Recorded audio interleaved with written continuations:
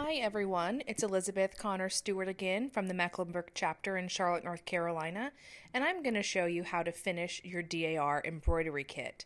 At this point, you should have already completed all of the stitches that go along with the kit itself.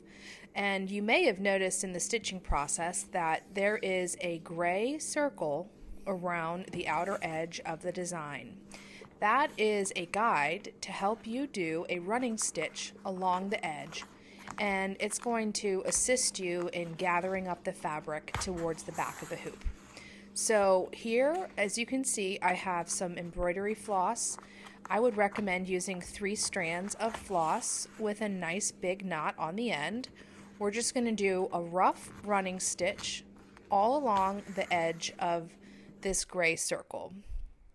So I'll speed it up a little bit, and you can just see I'm making a stitch. It doesn't have to be perfect. It's really not going to show. This is essentially to help us gather. That's the main point of it. If you happen to have white floss, you could use that. It won't show as much, but there's not much at the end to really see. So now I'm going to trim off the corners of my design, just so we don't have too much bulk fabric in the back. So you'll want to do this to every corner. And now we have our design ready to pull up. So I'm going to lift up the hoop with my right hand while I pull on my left. And now you can see that the fabric just starts to gather towards the back. And you'll want to just keep working this around in a circle. Fold in the extra fabric towards the inside. And that'll help you get you a nice smooth edge, and it'll look really good. So I'm going to speed it up a little bit. You just keep working it with your hands, and slowly but surely it starts to take shape. And you can see you've got nice even gathers along the back.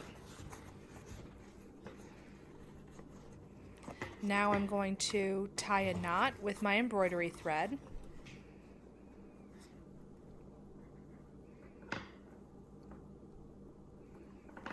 And if you know how to do a square knot, that's very helpful because it doesn't tend to slip. You can get good tension with a square knot. If not, just a regular knot, whatever you're comfortable in tying.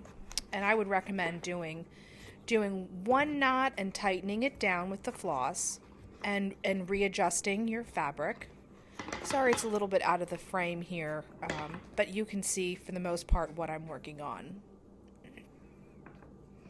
And just make sure you have a nice secure knot at the end when you're happy with it.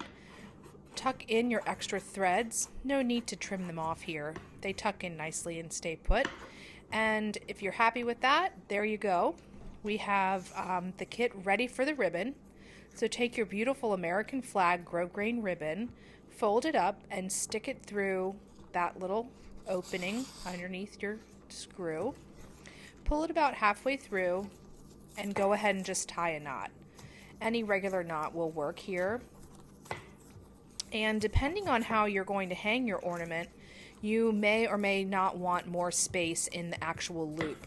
I'm probably going to hang this on a tree, and so I only need just a little bit of a loop there. I'm making sure that my knot is nice and tight, and then I'm going to tidy up the ends of my ribbon. If you have fray check or clear nail polish, you can add that on the edges if you want. It's not necessary though. And here you have a finished embroidery kit.